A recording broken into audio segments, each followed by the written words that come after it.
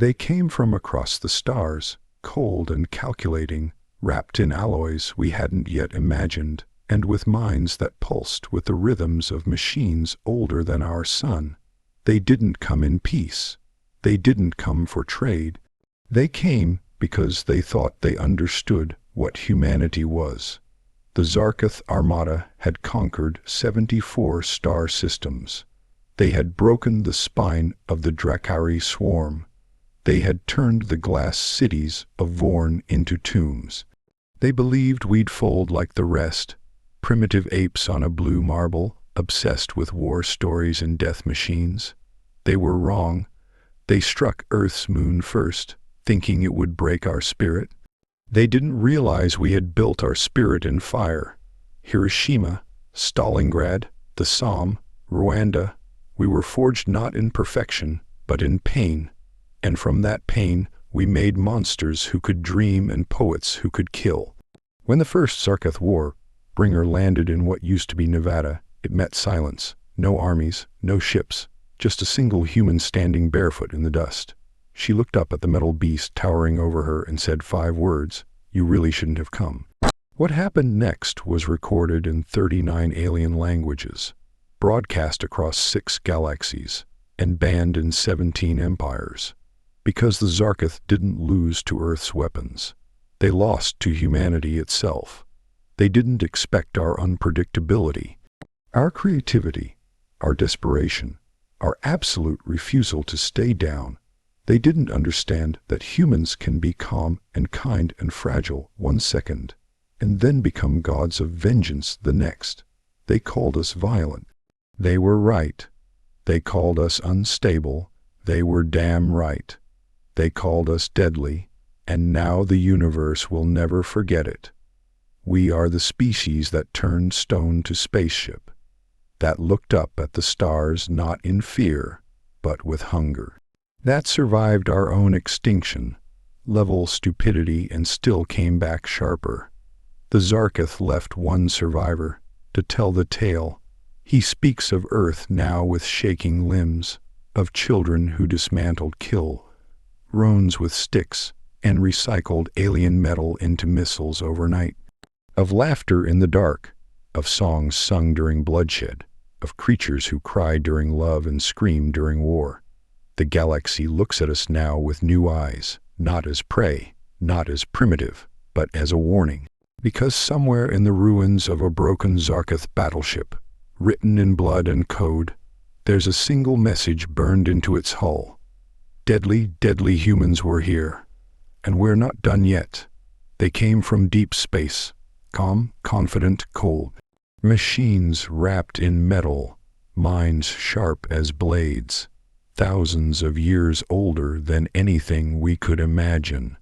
The Zarketh Armada, 74 star systems crushed beneath their boots, civilizations erased like chalk on a board. When they looked at Earth, they didn't see a threat, just another backwater planet full of soft-bodied creatures clinging to stories and superstition. But oh, they didn't know us at all. They thought we'd scream and run, that we'd beg, that we'd break. Instead, we waited. The first ship landed in the desert, massive, humming with energy, casting a shadow longer than a skyscraper. And standing there in the heat and dust, barefoot and still, was a single human. Just one. She looked up at that towering machine, no armor, no army, and said, "You really shouldn't have come." What happened after, it's not a legend, it's a warning. See, the Zarketh didn't fall because we outgunned them. We didn't even match their tech. What we had was far older, far stranger, something they couldn't quantify. We had rage, we had grief, we had the madness that comes from loving too hard and losing too much. We used their wreckage like building blocks. Kids turned alien drones into bombs, farmers became tacticians, musicians composed battle codes. We laughed while we bled, and we bled together. They called us chaotic, violent, unstable, and they were right. But what they didn't see, what they couldn't feel, was the truth pulsing beneath our skin. We are the storm. We are the fire that eats empires. The last Zarketh survivor. He tells our story now across the stars, hands trembling, voice low. He talks about a species that loves like poets and fights like gods, because we are the thing that watches the night sky, not in fear, but with hunger. And etched into the ruins of their great warships in blood and broken metal are 5 simple words. Deadly, deadly humans were here, and we're just getting started. They thought they knew us. The Zarketh had studied our transmissions, watched our wars, listened to our music, canalized every inch of our species like we were just another equation to solve. To them, we were primitive, emotional, messy, unpredictable, and so very mortal. But that was their first mistake, thinking our chaos was a weakness. They came expecting surrender. What they got was silence, the kind of silence that breathes, that waits, that dares. The first ship touched down in the badlands of what used to be America. Dust swirled, birds scattered, and the air hung heavy. Out of the shimmering heat came a girl. No weapons, no armor. Just a steady gaze and bare feet planted in the earth like roots. She looked up at that towering machine of war and said it with the calm of a storm about to break. You really shouldn't have come. The universe changed that day. Because humanity didn't meet them with armies. We met them with everything we are, with fury and poetry, with grief that never heals, with the love we carry for each other in the middle of war zones. We broke their algorithms with our instincts. We confused their strategy with hope. We weren't fighting for territory. We were fighting because they threatened home. The Zarketh couldn't compute what came next. Children turning alien tech into traps. Families singing old war songs as bombs fell. Engineers crying while building weapons from scrap. We died, yes, but we died with fire in our lungs. And that fire spread. They thought they were monsters. But they just met the real ones. We are not the strongest, not the fastest, not the oldest. But we are the most dangerous thing this galaxy has ever seen. Because when you back a human into a corner, when you threaten the ones we love, when you burn our cities and call it conquest, we don't kneel, we evolve. And in the scorched remains of their final dreadnought, beneath alien bones and shattered steel, those 5 words will outlive even memory. Deadly, deadly humans were here, and now the stars remember. They thought we were fragile. All their scans, all their data. Our wars, our politics, our broken little planet. They thought it made us weak, and maybe it did for a while. But what they missed was the fire underneath it all. The Zarketh came in silence, in strength, in full force. They'd crushed civilizations older than our pyramids. They erased cultures with the flick of a command. To them, Earth was just the next name to delete from the map of the galaxy. Another low tech species too wrapped in emotion to matter. But humans don't go quietly, not ever. Their first ship blackened the sky over the Pacific. Tidal waves crashed, power grids fried. People stared up thinking it was the end of the world. And maybe it was. But not for us. Somewhere in the chaos a soldier whispered, "We've been through worse." And that became the heartbeat of humanity. We fought with everything, with tanks, with knives, with fists. With code, with raw, reckless creativity. Kids hacking alien drones from underground bunkers. Artists painting war on the sides of broken buildings. Grandmothers growing food in bombed-out ruins. Every street corner became a stand. Every breath became resistance. And when the Zarketh tried to adapt, tried to evolve their strategy, they couldn't keep up, because we weren't playing by rules. We never had. They couldn't understand how we smiled in pain, how we danced in fire, how we made love while the world burned. We weren't logical. We weren't predictable. We were human, and that's what made us unstoppable. In the end, they didn't retreat because we outnumbered them. They ran because they finally understood. They looked into our eyes and saw the truth. that beneath every story, every scar, every laugh, every scream, we are built for survival, built for defiance, built for war and wonder. The last Zarketh ship limped into the stars carrying one message burned deep into its hull. Deadly, deadly humans were here. Now they don't call us primitive anymore. They call us a warning. They called us primitive. To them, we were nothing but a wild species clinging to a dying rock. Loud, divided, chaotic. We were still bleeding from our own wars when the Zarketh arrived, all and gleaming, ancient and perfect. They didn't come to speak. They came to conquer, and they thought it would be easy. They thought we'd be afraid of their machines, that we'd kneel when their shadows covered our cities, that we'd surrender like the others did. But that's the thing about humans. We don't run from the dark. We become it. The first clash wasn't a battle. It was a lesson, one they never forgot. A Zarketh commander landed in what used to be southern Africa. He brought weapons that could melt stone, armor that could hold a sun. What he met was a tribe, a family, a child with a slingshot and eyes full of fury. That commander never left. From there the fires spread. Not panic, not fear, resistance. See, humans aren't just warriors. We're storytellers.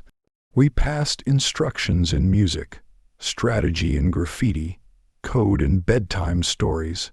We turned their own tech against them and used scrap like symphonies. One minute we were breaking, next minute we were building weapons out of wreckage. And they began to realize they hadn't landed on a battlefield. They had landed in a storm that lives. A mother shielding her child with her body. A coder turning a child's toy into a signal jammer. A mechanic in a wheelchair controlling a drone swarm from a basement. None of it made sense to the Zarketh, because none of it was logical. But we were never built to make sense. We were built to survive. They wanted to erase our history. Instead, they became a part of it.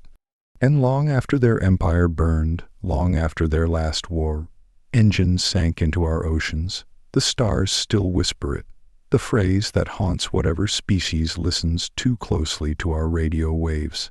Deadly, deadly humans were here. And if we ever come to you, run. They didn't fear us, at first. To the Zarketh, we were background noise. A violent, unstable species howling into the void, barely holding our own planet together. We were a curiosity at best, a cleanup job at worst, so they sent their fleets, polished and perfect, forged in ancient stars. They expected obedience or extinction. What they got was neither, because humans don't go extinct quietly. The first ship hovered over the Himalayas, casting a shadow that swallowed mountains. They broadcast a message. Surrender and be spared. Earth didn't answer, not with words. Somewhere below, a radio cracked to life. A song, old, defiant, full of soul, a rhythm from centuries ago, one that didn't translate, one that wasn't meant to. That was our reply, and that's when the Zarketh began to understand. They weren't dealing with logic. They were dealing with something ancient and raw, something that bleeds and laughs and bites. We were unpredictable, uncoordinated, untamed. We were beautiful. They watched in confusion as we built weapons from junkyards, as we made bunkers in libraries, as we fought, not for survival, but for each other, for home, for the idea of who we are. A child painting resistance symbols on walls with mud. A scientist using candlelight to crack alien code. A dying soldier holding the line just long enough for the next generation to breathe. We were never supposed to win, but we did. Not because we were stronger, not because we were smarter, but because we're human. We are grief wrapped in laughter. We are love sharpened into rage. We are the story that keeps rewriting itself every time someone thinks we're finished. The Zarketh learned too late. They left behind ruins, and a message scorched into the hull of their final warship. Deadly, deadly humans were here. Now the galaxy knows. We're not the monsters under your bed. We're the reason you lock the door. They came with elegance, precision, power that bent gravity and split moons in half. The Zarketh weren't just invaders. They were a force of nature, silent, clinical, unstoppable. They didn't rage. They didn't threaten. They arrived to them. Earth was a mark on a map, a soft world, loud, scattered, fragile, a planet drowning in its own noise. But they mistook the noise for weakness. They didn't understand what it meant to be human. They didn't understand that behind every scream there's a story, that our chaos is born from creation, that our rage comes from love. They thought we'd bow. Instead, we burned. The first battle wasn't fought in orbit. It started in a field, in the middle of nowhere, with a girl holding a flare and a homemade impi strapped to her chest. She didn't run. She dared them. And when the skies lit up, we lit up with them. We turned cities into traps, skyscrapers into signal towers. We learned fast. We adapted faster. Every loss became a lesson. Every death, a spark. We didn't just resist. We evolved in real time, with blood still drying on our hands. They couldn't keep up. They thought war was clean. We showed them what it meant to fight dirty, to fight for something real. They had strategy. We had instinct. They had technology. We had desperation. They had command. We had nothing left to lose, and that made us the most dangerous thing they'd ever seen. By the time the last Zarketh warship crashed into the sea, even the stars seemed to hold their breath. Because the message was clear, clearer than any transmission. Deadly, deadly humans were here, and the universe would never be the same again. They thought we were still crawling, still learning how to hold fire without burning ourselves, still busy tearing each other apart to be a real threat.